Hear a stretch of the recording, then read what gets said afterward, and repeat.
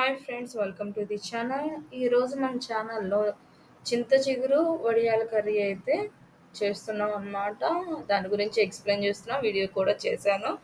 So మనం ఫ్రెష్గా ఉన్న చింత చిగురు తీసుకోవాలి. అది మన పల్లెటూరులోనే దొరుకుతుంది ఫ్రెష్గా. తర్వాత మనము వడియాలు తీసుకోవాలి, మినపొడియాలు. ఇవి మనం ఫ్రై చేసుకోవాలన్నమాట. ఫ్రై చేసుకుంటే చాలా క్రిస్పీగా ఉంటాయి, ఉత్తిగా కూడా తినొచ్చు. తర్వాత ఈ వేయించిన వడియాలలోనే మనం డైరెక్ట్గా కట్ చేసుకున్న ఆనియన్స్ కూడా వేసి ఫ్రై చేయాలి. ఫ్రై చేసిన తర్వాత చాలా గోల్డ్ కలర్లో వచ్చిన తర్వాత నెక్స్ట్ ప్రాసెస్ ఏంటంటే, చింత చిగురు ఉంది కదా, ఆ చింత చిగురిని బాగా నలిపెట్టాలి. ఈ చింత చిగురు కర్రీ గురించి ఇంత స్పెషల్గా చెప్పడానికి రీజన్ ఏంటంటే, ఇందులో సి విటమిన్ అవన్నీ ఉంటాయన్నమాట. చాలా మంచిది, సీజనల్ అన్నమాట ఈ కర్రీ.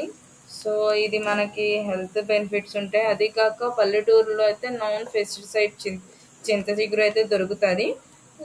ఆ చింత చిగురు అనేది చాలామంది తిని చాలా విధాలుగా ఉంటుంది, కానీ ఎక్కువగా తింటే మాత్రం ఇదైపోతుంటారు. చాలామంది కాంబినేషన్స్ కూడా చేస్తుంటారు. సో తర్వాత మనము ఇలా మన చింత చిగురు నలిపేసుకున్నాం కదా, దాన్ని తీసుకెళ్ళి మళ్ళీ అది డీప్ ఫ్రై ప్యాన్లో వేసేస్తాము.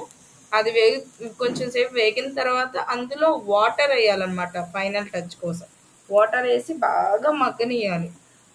మగ్గిన తర్వాత మగ్గుతుండగా మీకు విషయం చెప్తాను. చింత చిగురు చాలా మంది ఏం చేస్తుంటారంటే, పల్లెటూరులో ఆ చింత చిగురు అయితే తీసుకొచ్చేసేసి బాగా క్లీన్ చేసి నీట్గా ఒక క్లాత్ మీద ఆ చింత చిగురుని వేసేసి ఎండబెట్టుకొని పొడి చేసుకొని స్టోర్ చేసుకుంటారు. ఏదైనా రసంలో కానీ వేటిల్లో కానీ వేసుకోవడానికి చాలా బాగుంటుందని చెప్పారు. ఈలోపు మనం సాల్ట్ కూడా వేసుకోవాలి. మధ్యలో మిస్ చేసినట్టున్నాను, సో ఒకసారి చూడండి. సాల్ట్ కూడా వేయాలి. తర్వాత మనం మగ్గేటప్పుడు ఇలా తిప్పుకుంటూ ఉండాలి. లాస్ట్లో మనం మగ్గింది అనుకున్న తర్వాత కారం వేసుకోవాలి. సో కారం వేసుకున్న తర్వాత మనకు ఆయిల్ పైకి వచ్చేంత వరకు వేగనివ్వాలి. అంతవరకు మీకు ఇంకో మాట చెప్తాను. చింత చిగురు మన పౌడర్ చేసుకొని స్టోర్ చేసుకొని చికెన్స్లో వాడుకోవచ్చు, పప్పులో వాడుకోవచ్చు. గోల్డెన్ రెసిపీస్ ఉన్నాయి చింత చిగురు మీద. మనం చేసుకోవాలంటే చాలా చాలా చేయొచ్చు అనమాట. చాలానే చేసుకొని తినొచ్చు. చాలా tasty healthy food, non pesticide food అని మాత్రం చెప్పొచ్చు అనమాట. ఇది మనకి పల్లెటూరు వాళ్ళకైతే కనుక ఇది ఒక వారం, సిటీలో ఉన్న వాళ్ళకైతే ఇది చాలా కాస్ట్తో కూడుకుంది, చాలా ప్రైజే పెట్టాలి.